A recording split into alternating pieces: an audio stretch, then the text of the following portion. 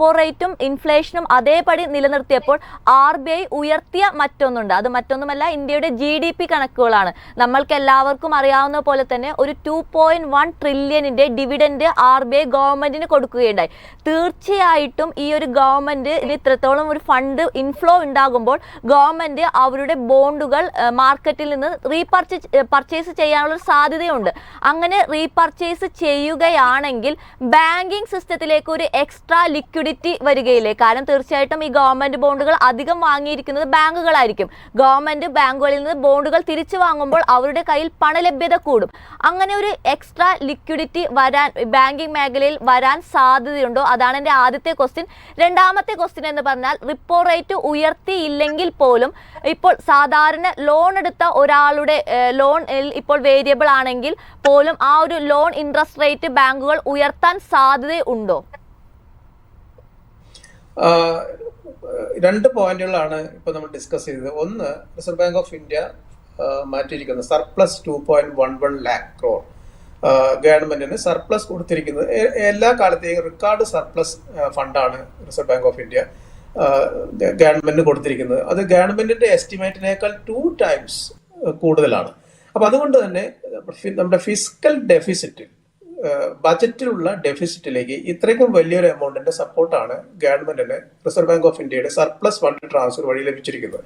തീർച്ചയായിട്ടും ഗവൺമെന്റിന്റെ financial പ്ലാനിങ്ങിലും CAPEX ഇൻവെസ്റ്റ്മെന്റിലും, പ്രത്യേകിച്ചും കാപെക്സ് ഇൻവെസ്റ്റ്മെന്റിലും നേരത്തെ പ്രതീക്ഷിച്ചിരുന്ന ബോണ്ട് വഴി, കടപ്പത്രങ്ങൾ വഴി റേസ് ചെയ്യാമെന്ന് വിചാരിച്ചിരുന്ന ഫണ്ടിന് അത്രയ്ക്കും ഫണ്ട് ഇപ്പോൾ ഇനി ഗവൺമെന്റിന് വേണ്ടി വരില്ല. ബജറ്റ് നിലവിലുള്ള അഡോക്ക് ബജറ്റായിരുന്നു പ്രസന്റ് ചെയ്തെങ്കിൽ പോലും ഇപ്പോൾ BJP ഗവൺമെന്റ് തന്നെ കണ്ടിന്യൂ ചെയ്യാനുള്ള ഒരു സാഹചര്യം വെച്ച് നോക്കുമ്പോൾ അതിനെ ലൈൻ പിടിച്ചുകൊണ്ടുള്ള ഒരു ബജറ്റ് തന്നെയായിരിക്കും പുതുതായിട്ടും പ്രസന്റ് ചെയ്യാൻ പോകുന്നതെന്ന് പ്രതീക്ഷിക്കാം.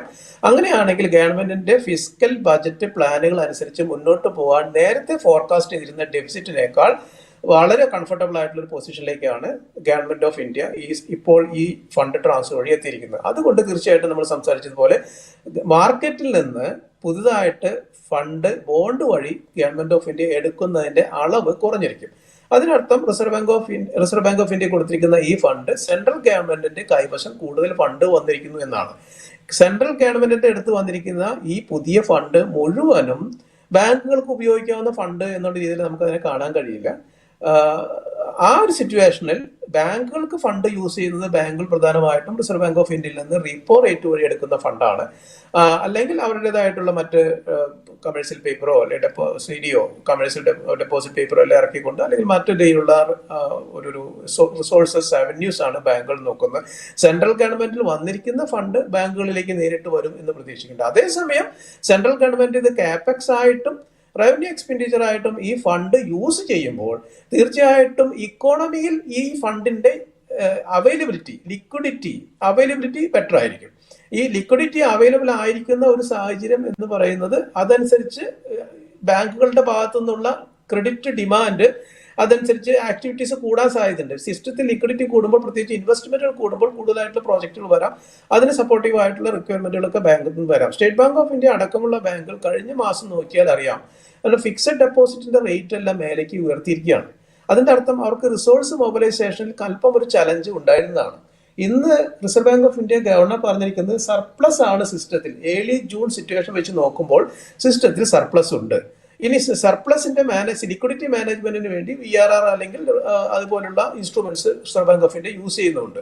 ഇതെല്ലാം റിസർവ് ബാങ്ക് ഓഫ് ഇന്ത്യ വളരെ ഇന്നോവേറ്റീവ് ആയിട്ട്, ഇമാജിനേറ്റീവ് ആയിട്ട്, നീഡ് ബേസ്ഡ് ആയിട്ടുള്ള ഇൻസ്ട്രുമെന്റ്സ് മോണിറ്ററി പോളിസിയുടെ മാനേജ്മെന്റിന് വേണ്ടി യൂസ് ചെയ്യുന്നതാണ്. അപ്പോൾ ചുരുക്കി പറഞ്ഞാൽ ഈ സാഹചര്യത്തിൽ വല്ലാതെ സർപ്ലസ് ബാങ്കിങ് സിസ്റ്റത്തിൽ ഉണ്ടോ എന്ന് ചോദിച്ചു കഴിഞ്ഞാൽ അങ്ങനെ ഇല്ല എന്നുള്ളതാണ്. ബാങ്കുകളുടെ ഇൻട്രസ്റ്റ് റേറ്റ്, പ്രത്യേകിച്ചും ഡിപ്പോസിറ്റിന്റെ ഇൻട്രസ്റ്റ് റേറ്റ് ഉയർത്തുന്നത് വഴി നമ്മൾ മനസ്സിലാക്കുന്നത്.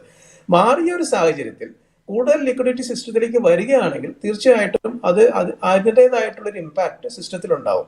ബാങ്കുകളെ സംബന്ധിച്ചിടത്തോളം നേരത്തെ രണ്ടാമത്തെ പോയിന്റിലേക്ക് തിരിച്ചു വന്നാൽ, ഈ റീപ്പോ റേറ്റ് കൂട്ടിയാൽ മാത്രമാണോ ബാങ്കുകളുടെ ഇൻട്രസ്റ്റ് റേറ്റ് വർദ്ധിക്കുക എന്ന് പറയുന്ന ഒരു പോയിന്റിലേക്ക് തിരിച്ചു വന്നാൽ, യഥാർത്ഥത്തിൽ റീപ്പോ റേറ്റ് കൂട്ടുമ്പോൾ മാറുന്ന ഇമ്മീഡിയറ്റ് ആയിട്ടുള്ള ഒരു മാറ്റം നിലവിലുള്ള എല്ലാ ലോണുകളുടെയും ഇൻട്രസ്റ്റ് റേറ്റ് കൂടും. മിക്കവാറും നമ്മുടെ ബെഞ്ച് മാർക്ക്, മേജർ ആയിട്ടുള്ള ഒരു ബെഞ്ച് മാർക്ക് റേറ്റ് ബാങ്കുകൾ ഇപ്പോഴും ലിങ്ക് ചെയ്യുന്നത് റീപ്പോ റേറ്റുമായിട്ടാണ്. ഇപ്പൊ റിപ്പോ റേറ്റുമായിട്ട് ലിങ്ക് ചെയ്തിരിക്കുന്ന എല്ലാ ലോണുകളുടെയും ഇൻട്രസ്റ്റ് റേറ്റ് റിപ്പോ റേറ്റ് കൂട്ടുന്ന അന്ന് മുതൽ തന്നെ മേലേക്ക് പോകുന്ന ഒരു സാഹചര്യം ഉണ്ടാവും. അപ്പോൾ ബാങ്കുകളുടെ ഇൻട്രസ്റ്റ് റേറ്റ് സിനേറിയോ ഇമ്മീഡിയറ്റ് ആയിട്ട് മേലേക്ക് പോകും. അതുപോലെ തന്നെ റിപ്പോ റേറ്റ് കൂട്ടുമ്പോൾ ബാങ്കുകളുടെ ഫണ്ടിന്റെ അവൈലബിലിറ്റിയുടെ പ്രൈസിങ്ങും കൂടുതലാവുന്നതുകൊണ്ട് പുതിയ ലോണുകൾ കൊടുക്കുമ്പോഴും ഈ റേറ്റിൽ കൂടുതൽ വർധന ഉണ്ടാവാൻ സാധ്യതയുണ്ട്. പക്ഷേ റിപ്പോ റേറ്റ് കൂട്ടാത്ത ഒരു സാഹചര്യത്തിൽ നിലവിലുള്ള ലോണുകൾക്ക് ഇൻട്രസ്റ്റ് റേറ്റ് കൂട്ടാൻ ബാങ്കുകൾക്ക് സാധാരണ രീതിയിൽ കഴിയില്ല, അല്ലെങ്കിൽ റിസ്ക് കൂടിയിരിക്കുന്നു എന്നുള്ള സിറ്റുവേഷനൊക്കെ വീണ്ടും റിസ്ക് റിവ്യൂ എല്ലാം നടത്തിയതിനു ശേഷം മാത്രമേ ചെയ്യാൻ കഴിയുള്ളൂ. അത് വളരെ ചെറിയൊരു സെഗ്മെന്റിന് മാത്രമേ ബാധിക്കുള്ളൂ. എന്നാൽ പുതിയ ലോണുകൾ കൊടുക്കുമ്പോൾ റിപ്പോ റേറ്റിനോട് കൂടെ തന്നെ ബാങ്കുകൾ ആഡ് ചെയ്യുന്ന സ്പ്രെഡ് ബാങ്കുകൾക്ക് വേണമെങ്കിൽ മാറ്റി കൊടുക്കാവുന്നതാണ്. അപ്പം റിസോഴ്സസിന്റെ അവൈലബിലിറ്റി അനുസരിച്ച് കൂടുതൽ ഹൈ പ്രൈസ്ഡ് ആയിട്ടുള്ള റിസോഴ്സസ് ആണ് ബാങ്കുകൾ സ്വീകരിക്കുന്നതെങ്കിൽ അതിന് ആനുപാതികമായിട്ട് റിപ്പോ റേറ്റ് കൂടിയില്ലെങ്കിൽ പോലും റിപ്പോ റേറ്റ് പ്ലസ് സ്പ്രെഡിൽ മാറ്റങ്ങൾ വരുത്തി ഇൻട്രസ്റ്റ് റേറ്റ് കൂടുന്ന ഒരു സാഹചര്യം സിസ്റ്റത്തിൽ ഉണ്ടാവും. അതിന് ബാങ്കുകൾക്ക് വേറെ തടസ്സമൊന്നുമില്ല. അതേസമയം ഇപ്പോഴത്തെ സിറ്റുവേഷനിൽ ഇമ്മീഡിയറ്റ് ആയിട്ട് അങ്ങനെ ഒരു ഡിസിഷൻ ബാങ്കുകൾ എടുക്കാനുള്ള ഒരു സാധ്യത കുറവാണ്. എന്തുകൊണ്ടെന്നാൽ അതിനെ സപ്പോർട്ട് ചെയ്യുന്ന മേജർ ആയിട്ടുള്ള ഒരു പുഷിംഗ് ഫാക്ടേഴ്സ് ഇപ്പോഴില്ല. അതുകൊണ്ട് ഫോർ ദ ടൈം ബീയിങ് ബാങ്കുകൾ റേറ്റ് കൂട്ടില്ല എന്ന് വേണം പ്രതീക്ഷിക്കാൻ. കേസ് ടു കേസിലൊക്കെ എന്തെങ്കിലും ഡിസിഷൻസ് ഉണ്ടാവുക അല്ലാതെ. പക്ഷേ ഈ ലിക്വിഡിറ്റി സിസ്റ്റത്തിൽ വരുന്ന ഏറ്റക്കുറച്ചുകൾ ഒരു പക്ഷേ ബാങ്കുകളുടെ പുതിയ ലോണുകളുടെ ഇൻട്രസ്റ്റ് റേറ്റിലൊക്കെ ഒരു റീവിസിറ്റ് ചെയ്യാനുള്ള ഒരു സാധ്യത നമുക്ക് റൂൾ ഔട്ട് ചെയ്യാനായിട്ട് സാധിക്കില്ല.